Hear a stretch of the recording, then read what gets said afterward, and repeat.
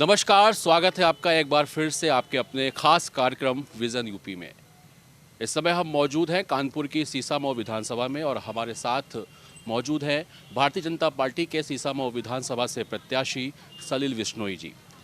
आपको सलिल जी के विषय में बता दूं, आप भारतीय जनता पार्टी से प्रदेश उपाध्यक्ष भी हैं, वर्तमान में एमएलसी भी हैं और साथ ही साथ 3 बार के विधायक हैं।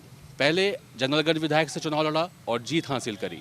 उसके बाद परसिमन बदलने के बाद आप आर नगर विधानसभा से भी 2 बार विधायक रहे।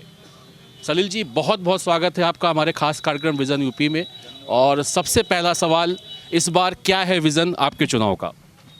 देखिए, हमारा तो एक ही विजन है, सबका साथ, सबका विकास और सबका विश्वास। प्रदेश में जो विकास का पहिया चल रहा है जिस तेजी के साथ, केंद्र के साथ पूरा सामंजस्य है, तो जिसको डबल इंजन की सरकार कह सकते हैं। डबल इंजन की सरकार उत्तर प्रदेश में लगातार प्रगति और विकास के काम कर रही है। ये प्रगति और विकास का पहिया रुकना नहीं चाहिए, ये हम सबका प्रयास है। सलिल जी, एक अहम सवाल है और जनता भी जानना चाहती है, और ख़ास तौर से जो आर नगर के आपके जो समर्थक हैं, क्या ऐसी वजह रही कि आर नगर से आप इस बार सीसामऊ विधानसभा चुनाव, कुछ आपको नहीं लगता अटपटा सा? देखिए, हमारा तो कोई निर्णय नहीं है इस संबंध में। हमारी पार्टी का हाईकमान का आदेश था कि आपको सीसामऊ लड़ना है, तो हम सीसामऊ लड़ने चले आए। पार्टी को जो महसूस हुआ हो, पार्टी के पास जो सर्वे रिपोर्ट हो, उन्होंने हमसे ये बताया। लेकिन आर नगर के जो समर्थक है, जो जनता है, जिनको आपने लगातार इतना प्यार दिया, इतना प्रेम आपको मिला, कहीं ना कहीं फ़र्क तो पड़ा होगा? नहीं, कोई फ़र्क नहीं पड़ा। हमारे यहाँ कोई प्यार व्यक्तिगत होता नहीं, हमारे यहाँ तो पार्टी से प्यार करने वाले से प्यार होता है। सीसामऊ से जो है 3 बार के विधायक हैं, वो भी इरफान सोलंकी समाजवादी पार्टी से हैं। क्या महसूस करते हैं, कितनी बड़ी टक्कर होने वाली है इस बार चुनाव में? देखिए, यहाँ तो डायरेक्ट चुनाव है। इस समय तक कांग्रेस ने अभी तक अपना प्रत्याशी घोषित नहीं किया है, तो 25 साल उनके एक परिवार का राज्य सीसामऊ पे चलता रहा और 25 साल में कोई एक भी उल्लेखनीय काम इस सीसामऊ विधानसभा में नहीं हुआ। तो सीसामऊ विधानसभा के लोगों को अपनी गलती का एहसास हो रहा है, वो इस बार गलती सुधारना चाहते हैं। आपको क्या लगता है, आप लगातार भ्रमण में है सीसामऊ विधानसभा में, आपको कुछ दिखाई देगा कि कुछ खास ऐसी महत्वपूर्ण समस्याएं जिनको सबसे पहले प्राथमिकता देने का प्रयास करेंगे? सीसामऊ क्षेत्र में एक तो सीवर की बड़ी समस्या है, दूसरा पानी भी यहाँ कुछ इलाकों में नहीं पहुँचता है, तीसरी एक बड़ी समस्या यहाँ सीसामऊ का नाला है जो गंगा में गंदगी फैलाता है। तमाम कोशिशों के बाद भी सीसामऊ की टेपिंग अभी नाले की परफेक्ट नहीं हो पाई है।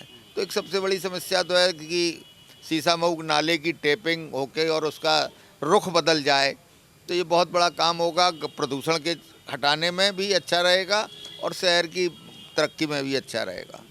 चूँकि संगठन की भी जिम्मेदारी है आपके पास, आपका अपना स्वयं का चुनाव भी है और कोरोना काल, कैसे सामंजस्य बैठा पा रहे हैं इन सब चीज़ों में? देखिए, कोविड प्रोटोकॉल का पालन करते हुए हम लोग अपने चुनाव अभियान को सरकारी नियमों के अनुसार ही चल रहे हैं। जो चुनाव आयोग ने डायरेक्टिव्स दिए, हम लोग उसका पूरा पालन कर रहे हैं। यूपी के चुनाव की जब बात आती है तो दलित, जाति और हिंदू और मुस्लिम, क्या इसके बगैर चुनाव अधूरा लगता है यूपी चुनाव? देखिए, ये सब मानवीय दोष हैं। ऐसा आ जाता और चूँकि अब तक होता रहा, कुछ दल तो जो है सिर्फ जातीय आधार पर ही प्रदेश में अपना बनाए हुए हैं अस्तित्व। सपा बसपा की राजनीति ने उत्तर प्रदेश को जातवादी राजनीति में ढकेल दिया था, लेकिन 2017 में जब भारतीय जनता पार्टी की सरकार की वापसी हुई तो पहली बार प्रदेश में लगा कि लोगों ने जातिवाद को एक तरफ किनारा रख के प्रगतिवाद को ही अपनाया और जो प्रगति और विकास के रास्ते थे उस पर उत्तर प्रदेश की जनता ने अपना निर्णय दिया था। लेकिन इस पूरे समीकरणों के आधार पर अगर बात की जाए आम जनता की, तो कहीं ना कहीं नुकसान तो आम जनता को ही उठाना पड़ता है, क्योंकि विकास के मुद्दे पीछे रह जाते हैं और ये सब चीज़ें हावी हो जाती हैं। ये जनता को देखना चाहिए, अपना बड़ा हित देखना चाहिए। छोटे हितों की बात ना सोच के बड़े हित की बात सोचेंगे तो निश्चित रूप से प्रदेश विकसित होगा। अब बात कर लेते हैं राष्ट्रीय अध्यक्ष समाजवादी पार्टी के अखिलेश यादव का भी एक बयान जो है काफ़ी चर्चा में चल रहा है। पाकिस्तान को लेकर कहते हैं कि वो सियासी हमारे दुश्मन है, बाकी वो हमारे दुश्मन नहीं है। क्या कहना चाहेंगे? तो ये तो समाजवादी पार्टी का हमेशा से चरित्र रहा है कि वो जो है आतंकवादियों की पैरवी करते हैं, आतंकवादियों के मुकदमे वापस लेने की बात करते हैं, और उनके पार्टी में कई ऐसे बड़े नेता हैं जो इस तरह के कामों में संलग्न रहते हैं और उनको पार्टी पूरा संरक्षण देती है। और जो 300 यूनिट बिजली फ्री देने की बात कर रहे हैं, देखिए, ये तो खिसियानी बिल्ली खम्बा नोचे है, उन्होंने जनता को एक पासा फेंका है, शायद जनता उस जो है ब्रेड बटर में फंस जाए। लेकिन उत्तर प्रदेश की जनता इन सब बातों में आने वाली नहीं है। उत्तर प्रदेश की जनता को 20 साल बाद 24 घंटे बिजली मिल रही है, इसलिए जनता जानती है कि बिना पैसे दिए बिजली का कैसे सुधार होगा। इसलिए वो हवाई रह जाएगा 300 यूनिट का मामला। कोई खास फर्क नहीं पड़ेगा। नहीं, कोई फर्क नहीं पड़ेगा, सिर्फ वो जनता को बेवकूफ़ बनाने का काम कर रहे हैं। बिल्कुल, एक आखिरी सवाल, चूंकि समय का अभाव आपके पास है, क्या कुछ कहना चाहेंगे सीसामऊ विधानसभा की जनता से और खास तौर से यूपी की जनता से? देखिए, प्रदेश की जनता और सीसामऊ की जनता दोनों से मेरा अनुरोध है कि अपने मत का प्रयोग अवश्य करें, कम से कम 75-80% का मतदान करें और सही व्यक्ति को चुनिए उन्हें जो सरकार को चला सकें। ऐसे लोगों को मत चुनिए जो सिर्फ अपना परिवार और परिवार की जेबें भरने में लगा रहे। हमारे मुख्यमंत्री का तो ना कोई परिवार है, संत आदमी है, सब कुछ 24 घंटे जो है 24 घंटे में 20 घंटे वो काम करते हैं और प्रदेश को उन्होंने एक विकास की नई गति दी है।